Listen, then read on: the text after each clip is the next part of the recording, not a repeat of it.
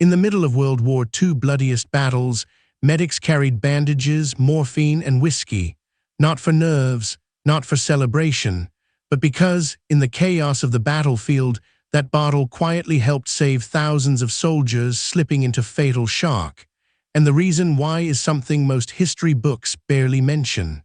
Shock was one of the deadliest enemies on the battlefield. Not bullets, not bombs. Shock. Soldiers who survived their wounds often faded minutes later, skin pale, pulse weak, eyes drifting. Medics watched men they had just saved suddenly slip away.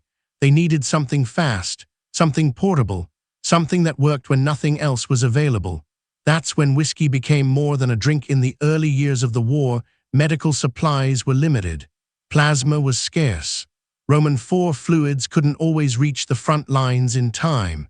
But whiskey was everywhere. Medics began using it in desperate moments, not as a cure, but as a stabilizer, a way to keep soldiers conscious, calm, and breathing long enough to reach real treatment.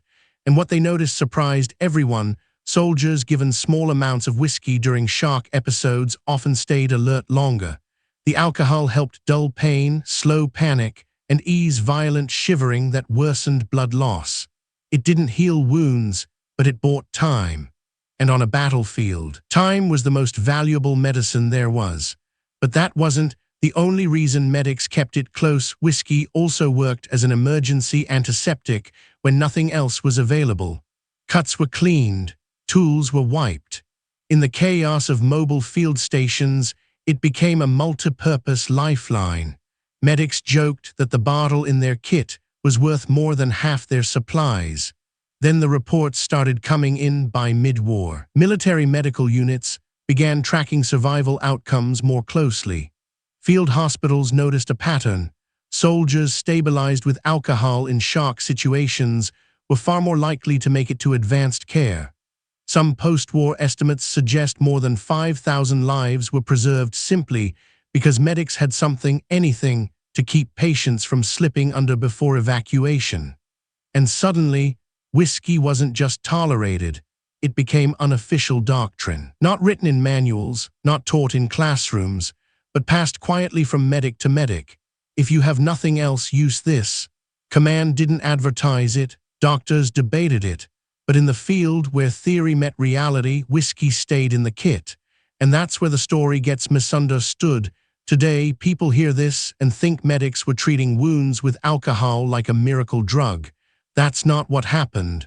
Whiskey wasn't medicine. It was a bridge, a way to hold soldiers steady between injury and real care. A temporary shield against panic, pain, and collapse when seconds mattered more than protocols. And that's the lesson history keeps forgetting. World War II wasn't only won with tanks and tactics. It was fought in muddy fields where medics made impossible choices with whatever they had in their hands.